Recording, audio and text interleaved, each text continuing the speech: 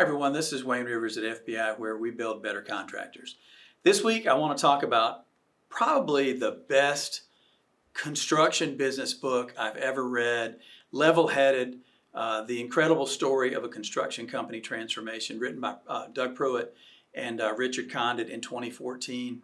It chronicles the meteoric rise and almost fall of Sundt Construction out in the southwestern states of America. It is absolutely a fabulous read, not too long.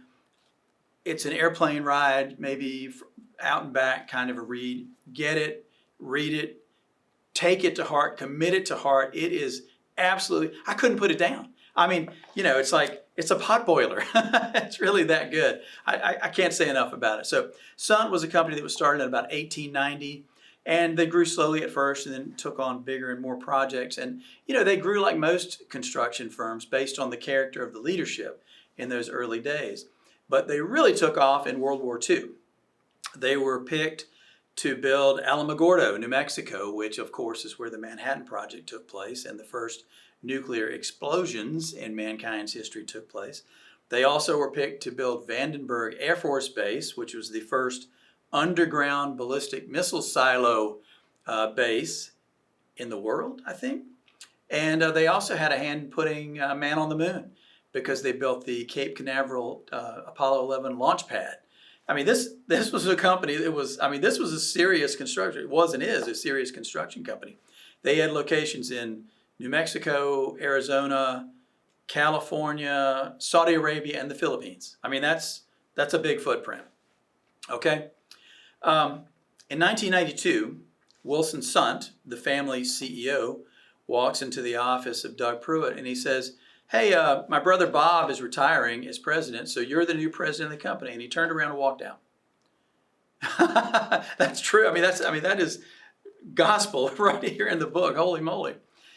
Well, Doug, what does that even mean? I mean, what does that even mean? Do I have a job description? Well, there was none of that. There was no job description. There was no org chart. So Wilson Sundt kind of got a piece of paper out and a pencil and started noodling around with an org chart, and he drew a dotted box in there and says, "Okay, you fit about right here, Doug." There was absolutely no structure to this organization whatsoever. They wrote that we had to believe that we were too good of a company to get in trouble. With all that history, the history of profits, et cetera, et cetera. I mean, it was a great company, but this is the story of how a great company can go bad and go bad pretty darn quickly. That year, 1992, turned out to be the worst losing year in their history. Really quite a blow to everyone. Okay, what problems did the company really have? They were very siloed. The heavy civil division had nothing in common with the building division, which had nothing in common with, let's say, the utility division. Really silos. There was no succession planning, not only at the top, but throughout the organization. So talented people who retired, the people that built Vandenberg and Cape Canaveral and all that, those people left, and the next people in line, you know, the next senior most people, you might say, just got those jobs. But that didn't mean they were as talented as the people they were replacing, did it? So what 7 issues did the company really have?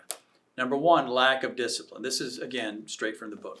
Lack of discipline. They were skipping steps. They were ignoring policies. Different offices and different divisions had different policies. I think there was, the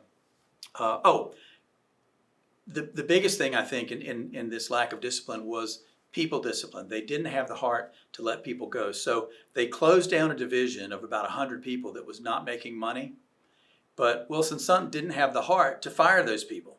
So on Friday, they closed the division. On Monday, all those people show up at another division expecting their jobs. And they were actually kept on board. 100 people that needed to go, 100 people didn't leave. There was no discipline whatsoever.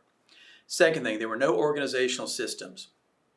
Processes were different, again, in different divisions and different locations. Payroll had to deal with 15 different kinds of timesheets. I mean, that obviously, you know, that does not make sense for any company. The third thing, nobody challenged the status quo. One of their core values as a company was innovation, but they had drifted away from that, and they got into these ruts, and they just kept, you know, kind of doing the same. What's the old saying? If it ain't broke, don't fix it. Well, they got into a real rut with that, thinking that their processes were working, but they weren't. They were all over the place. They wrote a quote, "No one wanted to face the brutal facts," which I think is obviously true. Number 4, poor succession planning. We talked about that. Number 5, poor job selection. They would just kind of take anything based on their reputation. They found themselves, well, Doug and Richard found themselves dealing with a whole bunch of disputes for the first time in their history. Why? Because they had chosen jobs poorly, executed poorly, and got in trouble with owners and trade partners.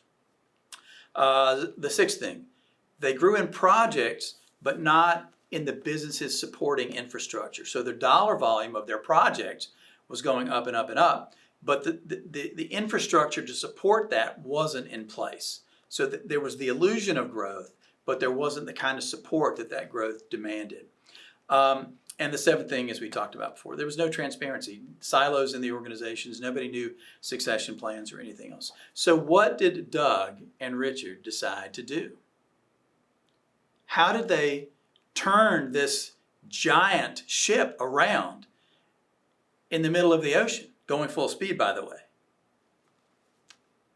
They decided to do a strategic planning retreat. Now, you've heard me and Dennis talk about strategic planning until you must be sick of it.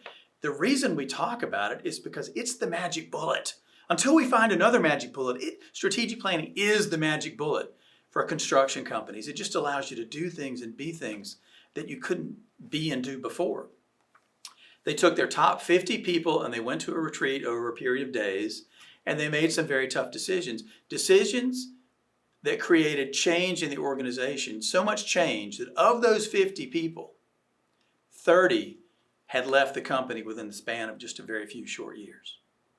60%, now you think about that, 60% of their senior leadership departed the company. What would that do to you if 60% of your leaders departed? I mean, that might be a business killer. Yeah, 60% of their senior people left the company. That's an amazing thing. So the turnaround really started in 1992. Up through 1996, I mean, they were kind of doing triage. From 96 through 2004, they really wanted to change the direction of the company to become business-centered instead of project-centered. And I think that's a crucial distinction for any construction company. Where is Sundt today? They're profitable. They are able to attract talent. They're an ESOP company. They decided to go ESOP. They are E&R number 61, just below a couple of our peer group members, so a very sizable company to this day.